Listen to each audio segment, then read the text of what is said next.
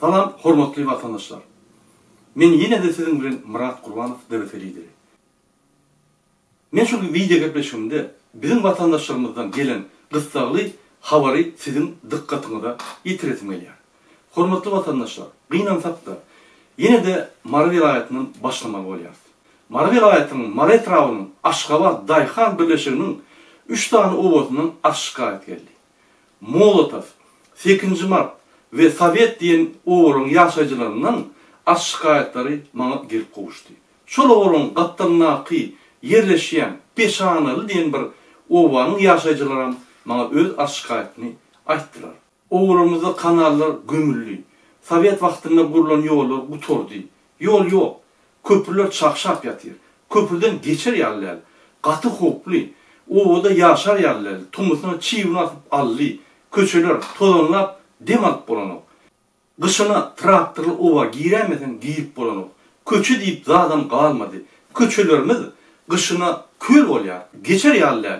Owanyň içinde gomşyny görjek bolsaň, köçäniň ileri tapyna geçip bolanok. Su guraýança garaşmaly bolýar. Ýollar palçykly we geçer ýer bolmansoň, çağlaryny mektebe gidip bilen oklar. Bilim al bilen oklar. Tiz kömek medisina hyzmaty owa girben bilen ok. Gaz owanyň diňe bir künjegine bar. Onam şlangyny sepleşdirip owanyň içindäki öleri çekýär diýip aýdýarlar. Düýünden dağıdyk. Uruş ýyllaryň wagtlaryna bardyk diýerler. Bizde musur ýygnalanyk. Adamlar kanalyň ýanyna dökmeli bolýarlar. Ol musurlar kanallary düşüp bir topar infeksiýa ýaraýar. Mallarymyz we käbir adamlarymyz kanalyň suwuny içýärler. Vilayetde infeksiýa ýaýrap başlady. Bizim maşgalamyzyň ve bizim çağlarımızın ýagdaýlary gaty hoply diýip aýdýarlar. Mara vilayetynyň Mara etrawynyň Aşgabat Dayhan birleşiginiň Molotov, 8 Mart, Sovet we Gaptalynaqy ýerleşýän Peşanaly we Garagum etrawynyň ogularynyň ýaşaýjylary Maradaga bizim ýagdaýlarymyzy aýdyp ber. Prezident eşidip bize kömek eder ýaly diýerler. Sizin çıkışlarınızı Berdimuhammedow görýär we diňleýär. Bizim prezidentimiz habarly bolup, sizin çıkışlarınızı görüp bize kömek eder diýerler.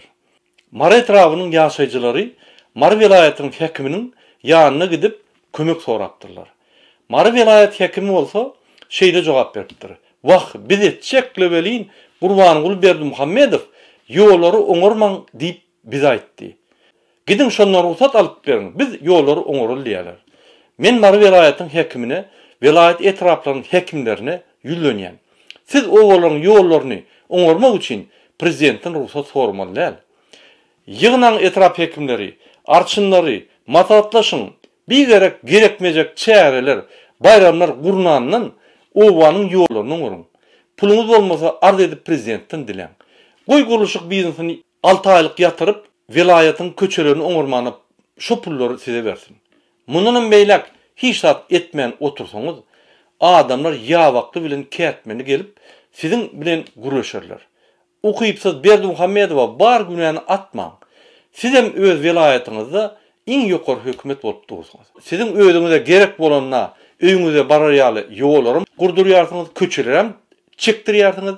Ýöne vilayetin ýaşaýjylaryna gezek galanyna welin kömegim ýok.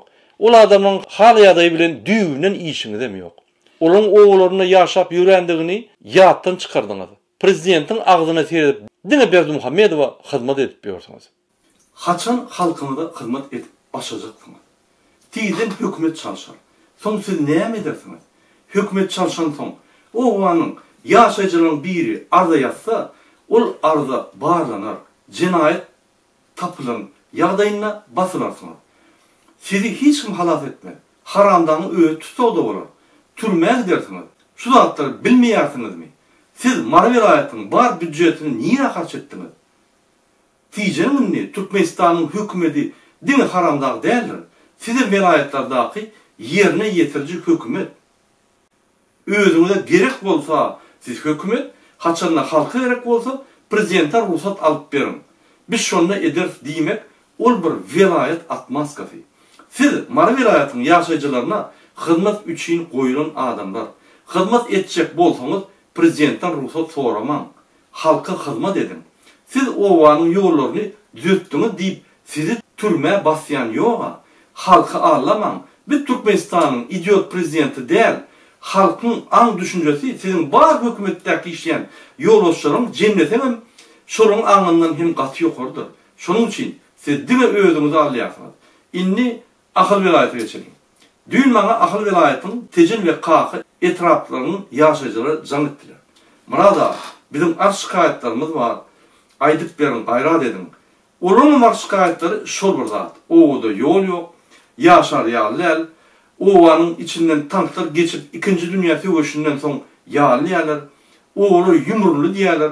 Yağış yağsa palçık, tomus olsa tozap yatıyor. Tozondan demak bolanok. Akıl velayetin tecin ve kakı etrafının yaşayıcılarına yüzlönyen. Film birinci bilen etraf hekiminin yanına barında öz ar şikayetlerini aydım. Eğer de etraf hekimi meselen çözmedik adayına üstüne prokuratura arz edin. Son akıl velayetin hekimine ve prezidente arz edin etraf hekimi hiç sart eden ok deyip öz arz şikayetlerini beyan edin.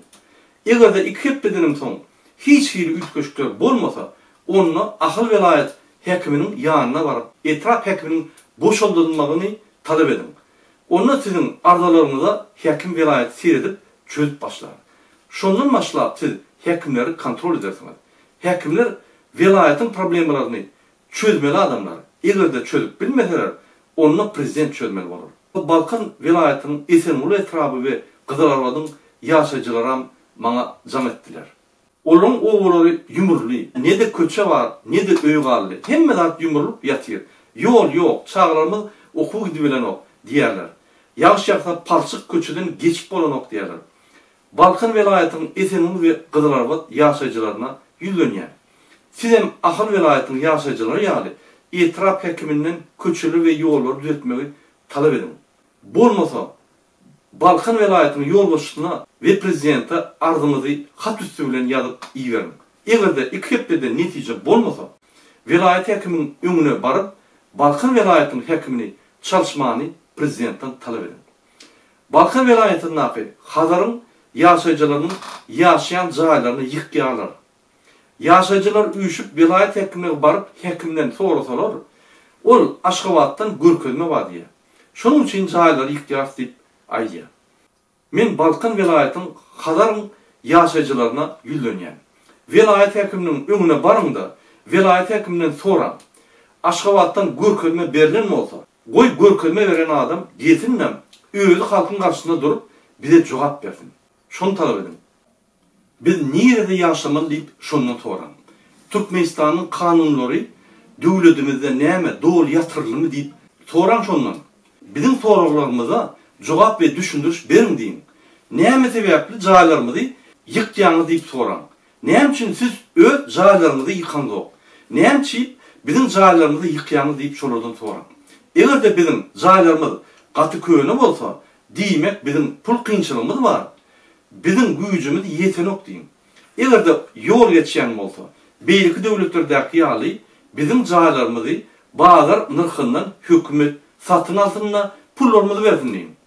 Alıp bilen ok mu? Onunla yolun kurmasın. Demek onun pulları yok. Eğer de hükümet bize bizim cahillerimizi yıkayanı için pul tölese biz şol pulu başka yerden özümüze cahil biliyaz, grup biliyaz deyip aydın şunu. Eğer de siz istemeseniz cahilden çıkman, oturmanıza doğru hakkınız var. Cahillerin suratlarını, videolarını alın. Sever yıkılan sonra şol yerde cahiliniz bolu deyip suud etmeli olursunuz. Cahilin hem dokumentlerini yani Damovoy kitabı, spravkaları, tölövleri ve başka hem cahilin dokumentlerini, videolarını, suratlarını şul e-mail adresi iyi verin. Ve şul telegram adresi iyi verin. Biz sizin problemlerinizi bütün dünya halkara adam hukukunu koruyan kurumlara iyi verir, sizin hukuklarınızı korumaya kömek veririz. Indi men Balkan ve akıl velayetlerinin hekimlerine yüzlönyen. Siz prezidentin ağzına seyredip oturma. Berdi Muhammedov'un yerine yetiriş hükümeti bankrot. Dünyada köp devletlere bergisi var. Sizin hem doğunlarınlaşlarınız var. Velayetlerde yaşarlar. Siz ovalardaki köçü yolların, kanallarının yumurulup yatışlarını gören de okmayın. Eğer de prezident size pul vermese, yollar ve kanalları onurmağına ruhsat vermese, onunla velayetin yaşayıcılarına aydın Bizde yolları ve kanalları düzeltmeyene finans mümkünçilik yok. Prezident velayetin bar pullarını alyar, bize beren o. Velayetin giydicileri, köçeleri oňurmany yeterlik değil deyip aydın halka. Prezident velayet büdjetinin pullarını oğurlap, öz kuruluş bizninden soğuyar deyin. Gerekmeyecek, 5 etse gımmat binalar buraya. Biz onu bir kanunçılıktan saklap bilendiz o. Biz prezidente bağlı. Bir zat deysek bizim üstümüze emheme gücüklerini iyi ver, bizi basyalar deyip aydın. Biz velayet hekimi bolsam, bizim çöleyen zadımız yok deyip aydın. Hemme hukuklarımızı prezident oğurladı. Halkımızın bar hukuklarını prezidentin eline, bizim dine boşanlı kaldı. Hukuklarımızı doğalalını deyip aydın. Halka allamam. Hormatly vatandaşlar. Şuraya ýagdaý bizim vatanymyzyň hemme yerlerine denýaly ýurdumyz çakşap ýatyr. Türkmenistanyň hemme kunjaklerinden, hemme yerlerinden havalar gelýär. Ýollar çakşap ýatyr, kanallar gömülüp ýatyr, oğullar ýumrulyp ýatyr. Musar problemasy bizi gorkudýar we hopa salýar diýip Türkmenistanyň velayetleriniň ýaşaýjylary jam edip maňaýdýar. Indi men Türkmenistan halkynyň adyndan Türkmenistanyň prezidenti bolan Berdimuhammedowy bildirýän. Ýoldaş prezident. Siz eýýäm özüňiziň 3-nji prezidentlik möhletimizde, ýagny 2007-nji ýylyň başyndan bäri prezident wezipetini eýläp oturýarsyňyz. Siz 14 ýyllap bizim döwletimiziň yerine ýetiriji hökümetine ýolbaşçylyk edip gelýärmiz. Siz Türkmenistanyň her welaýetinde etraf we welaýet hekimlerini öz kararyňyz bilen belliýärsiňiz. Hekimler sizin görkezmäňiz bolmasa bir adam etmäne haklary ýok. Siz hekimlerin haklaryny ogurladyňyz we dine borçlaryny goýduňyz. Welaýatdaky hekimlerin bar haklary sizin eliňizde. Ol diýmek, siz 14 ýylda oğulardaky köçeleri we ýollary oňurman tersine welaýatlaryň giýdicilerini merkezleştirip ogurlap welaýatlary talap ýatyrsyňyz. Talan pullary bolsa bigerek 5 etse gymmat binalar guruluşyna gidýär. Diňe size personal awraýyňyzy bütün dünýäniň öňüne östürmek we dünýäni aldamy üçin çärler geçirilýär. Bu bolsa bütün dünýä kezzapçylyk we diktatorçylyk bolýar. Ine şoňa DWT halk hereketi we bizim hemme türkmen halkymyz garşy. Egerde bir hakykatdan demokratik döwlet bolan bolsak, biz hekimleri halk bolup saýladyk we hekimler öz alan borçlaryny halkyň öňüne ýerine ýetirerdi. Egerde ýerine ýetirmedik ýagdaýynda gaty tiz wagtda hekimleri çalyşyp bilerdik. Bizim oğullarymyz ýumrulmazdy. Köçelerimiziň ýagdaýy şuraya agyr derejä gelmezdi. Kanallarymyz gömülmezdi. Oğullaryň ýagdaýy gowy bolardy. Siz aýdyp velosiped sürüp, kitap ýazyp türkmen halkynyň öňüne halkymyza hyzmat etmek borcuňyzy unutduňyz. Siz yerine yetirci hükümet ýolbaşçy bolmandan geçen tersine yerine yetirci ýolbaşçy wezipetini, ýagny prezident wezipetini döwletimiziň halkymyzyň üstünden bolan bir wezipet etdiňiz. Özüňizden kult ýasadyňyz. Özüňizi boşlukdan başyrdyňyz. Özüňizi kanun we konstitusiýanyň ýokarsyna el ýetme derejä goýduňyz. Diktator Berdimuhammedow titulyny ýasadyňyz. Bu ýasalan zatlar ne de bizim konstitusiýamyza deňgelýär, ne de Türkmenistanyň boyun alan halkara konvensiýalaryna deňgelýär. Diýmek, bulan barysy bir kanun we siz dine bizim halkymyzy dälle bütün dünýäni mekirlerinizi ulan allak gelýär. Maňa ýoldaş däl Kezzap Berdimuhammedow. Men size sizin prezident wezipe borçlaryňyzy düşündireyim. Siz halkyň öňüne ýerine ýetirji hökümetiň baş tutany. Sizin wezipeňiziň ady Türkmenistanyň prezidenti. Käbir döwletlerde ol birinji ministr diýilip atlandyrylýar. Sizin konstitusiýon borcuňyz günne ertiden akşama işe gelip hemme puwdoklaryň ministrleri bilen işläp olaryň problemalaryna çözgütler bermeli. Sizin halkyň öňünde kabul edilen meýilnamadan 1 metr gyra çykmana hakyňyz ýokdur. Ol meýilnamada çözülmeli zatlar birinji bilen oğulun köçeleri, kanallary, Türkmenistanyň ähli logistika elementlerini düzüş plany birinji soru hökmünde bolup durýar. Sizde bolsa ne de meýilnama bar, ne de ýygylar alınıp barlayan işler var. ne de halkın öňünde edilen işler boýunça hasabyňyz bar. Umuman prezident borjumyzyň 5%-dan ýerine ýetireňok. Ine şoň üçin biz her wagt ýyza galýar. Konstitusiýanyň maddalary esasyna siz biziň halkymyzyň öňünde ýylyň netijeleri boýunça çykyş edip eden işleriňizi netijelerini düşündirmelidiňiz. 14 ýylda bir gezegem halkyň öňünde jogap bermediňiz. Kiçilik görýäňiz, halky äsgermeçilik edýäňiz. Bizim konstitusiýamyzy dol hormatlamaýanyňyzy we konstitusiýanyň kanunlaryny bozýandyňyzy görkezýärsiňiz. Munyň deregine kitap ýazyp, gitara oýnan kişi bolup, velosiped sürüp, aýdym bütün dünýäde maskara bolup gezip ýörsiňiz. Türkmenistan döwletini geçirilen çäherler boýunça dünýäde çempion boldy. Bütün dünýäde Türkmen halkyny diktatorun oýnuşy alyp görkezdiňiz. Biz 20-nji asyrda ýaşaýarys. Eýýem 2020-nji ýyl maňa ýoldaş däl kezzap Türkmenistanyň prezidenti Berdimuhammedow. Men size diýen, oýanyňyny haranda da hramyň maskarasyny berip işden goýun. Ol sizi we biziň döwletimizi öz alyp barýan köne Sowietik 80-nji ýyllaryň propagandasy bilen biziň halkymyzy we Türkmenistany bütün dünýäde maskara etdi. Uly çukura akıtyp barýar. Öz ýanyňyza hiç bolmasa hramyny goýup iqtisadiýet boýunça professional konsultantlary ýygynan. Sizin etmeli borçlaryňyz şeýle bir köp. Siz günne öz borçlaryňyzy etmän, gaýtyp, ýurdy, uly çukura batyryp barýaňyz. Bilip goýun, Türkmenistanyň islenlik garajdany sizi qadiýete iş açyp, sizi jenaýata çekip ömürlük türmäge bastyryp bilýär. Bilýärdiňizmi şonu? Sizin öz halky üçin giýje günleri işleýän Fransiýanyň prezidenti Sarkozy 3 ýyllyk batyrly. Entegem qadiýet işi gidip dur. Uturanok. Siz şunu düşünmeseňiz, ol sizin husus problemaňyz. Özüňize prezident bir halkyň hudaýy diýip hasap edýän bolsaňyz, ören düýüp ýalňyş ýasyňyz. Bir topar döwletlerde prezidentler beýlekler ýaly jenaýata çekilýärem we basylýarem. Onuň ýürüýte kanun esasyna prosedurasy bar. Men size ýatlatjak bolýan.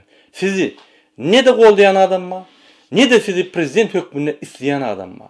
Ýanyňyzdaky ministrler, hökümet işleyen adamlar, biznesmenler, taksi sürücüler, oğudak yaşayan dayhanlar, çoponlar, hekimler, umuman hemme adamlar sizi giren yerler ve dine sizin ölümünüzü isteyerler. Şu zatları eşitmem, siz arkayın ekranın önüne utanman çıkan bolsanız, onu halkın size at koyun haramda adına doğal münasip bolyarsınız. Yine bir yöne koyup misal, Akış Saparov sizin bilen tans edip, öz gitarasını size soğut veren adam. Aydım edip yören aydımçı. Bir oturuşta öz pikirini korkman aydıptır. Bir oturuşta bir yollaşy Akış Saparov'a soru veripdir. İnni sisteme üytköse biz näme etmeli deyip soranna ol şeýle jogap beripdir. Haranda da ayrılsa özümüzi öldüremesek bütün halkyň öňünde maskara bolup bildik deyip jogap beripdir. Akış Saparov köp ýyllar halkyň söýleýän aydymçysydy. Sizi gollap beýlekler ýaly ýallaklap başlanandan soň onun bütün ömrüne gazanan awry gaçdy. Sizi ýanaşanyň awry gaçýar. Ol sizin haramzadadyňyzy we Türkmenistanyň taryhyna iň gowy görülmeýän ýolbaşydyňyzy suwd edýär. Adam sypatyňyz bolan bolsa, öz awraňyzy saklamak üçin beýlek güýçli politikler ýaly özüňizi astafka bererdiňiz. Sizin ýanyňyzdaky Cemal Saparova we beýlek ýokary derejeli maňlaýyna dönük medal ýermenen ýallaklaram inni düşünni. Sizin halka hiç ýyly kömek edip bilmejenide we tizen ýykyljakdyňyza. Egerde bir admal halkyň öňüne awray aljak bolsaňyz, onu men size bir ýol görkezýän. Türkmenistanda 5 tane vilayet var. Vilayetlerdaky ýollar we kanallar oňarmak üçin size minimum 5 milyar dolar gerek. Sizin onça pullaryňyz ýok. Näme etmeli? Türkmenistanyna ogurlyklary, ýagny korrupsiýa edýän ministrleri tutsak etmeli. Korrupsiýanyň pullaryny kazna geçirmeli. O büdjete 1-2 milyar arasynda çykdyrdyşy giýileji berer. Halk bu işimizi gowallar. Öz guruluşyk biznesimizi durdurmaly. Olardan halka hiç ýyly peýdasy ýok. Öz biznes partnerimiz Ahmet Çalıgy 1 ýyllyk otuzka uğratmaly. Ahmet Çalıga şey diýim.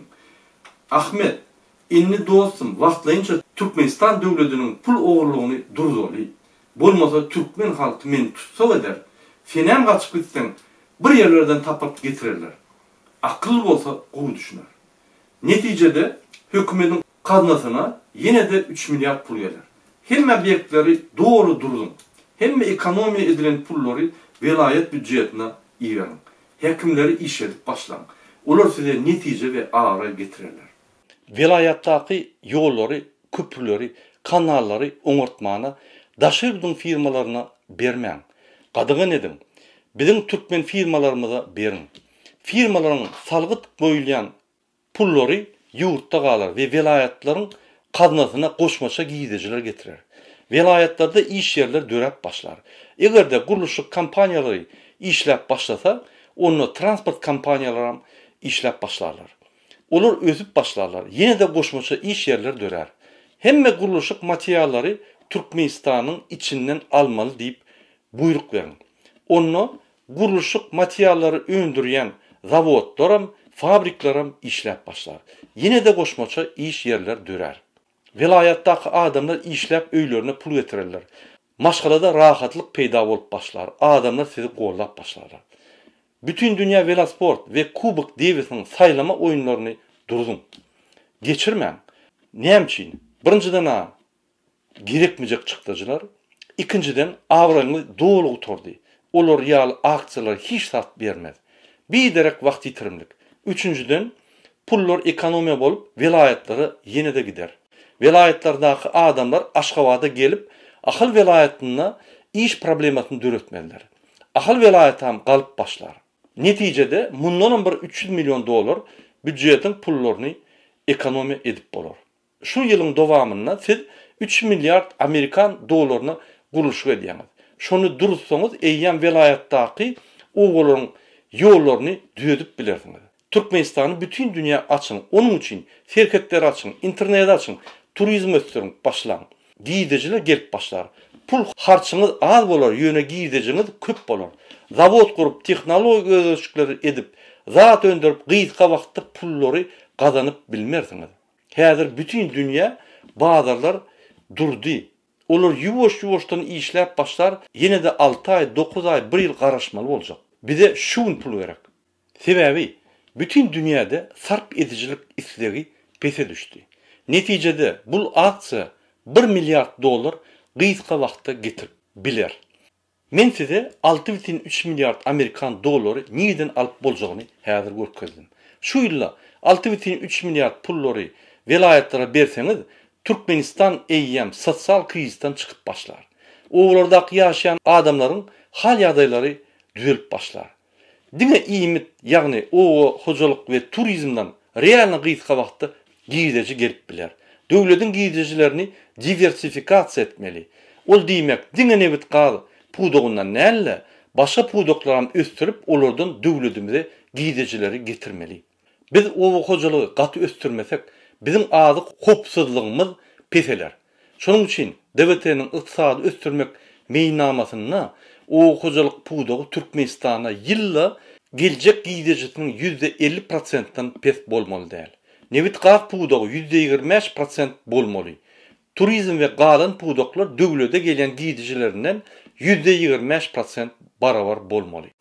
Ol diýmek, o hojalygy biz tiz wagtda östürmeli, o hojalygynda biz revolýusiýon ekiş we hasyl alyş tehnologiýalary ulanmaly.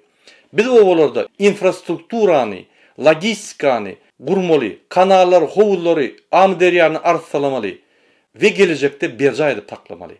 Kalhozçular iň giýdejeli adamlar bolmaly. Şul özgörşükleri biz gıytka wagtda etmeli.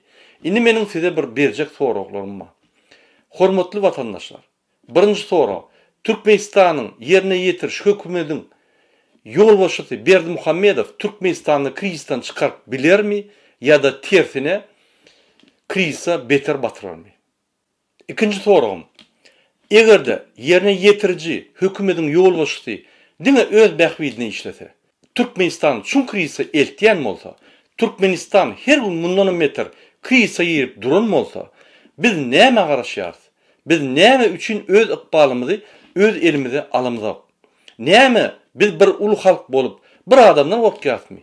Biz 5 milyon adam bolup bir türkmen halk bolup bir ukypsy A harpyna şermenne bolan diktatordan gorkýarmy? Şu soragylara jogap hökmünde öz pikirleriňizi kommentariýalarda kyn görmän ýazyn. Türkmenistan topragy, Türkmenistan ýurdy biziň ata-babalarymyzdan galan miras. Ol miras bize wagtlaýynça ynanyp berildi. Biz hem şul mirasy öz çağlarymyzda wagtlaýynça peýdalanmaga geçirmeli. Biz öz ata-babalarymyzyň, öz çağlarymyzyň öňünde namatlyk etmeýäliň. Agzybir bolup öz borçlarymyzy ýerine ýetirelim. Vatanymyzy diktatordan azat edeliň we ýurdumyzy adalatlyga getirelim. Şonuň üçin Beýik Türkmen halky diňe sag bolun.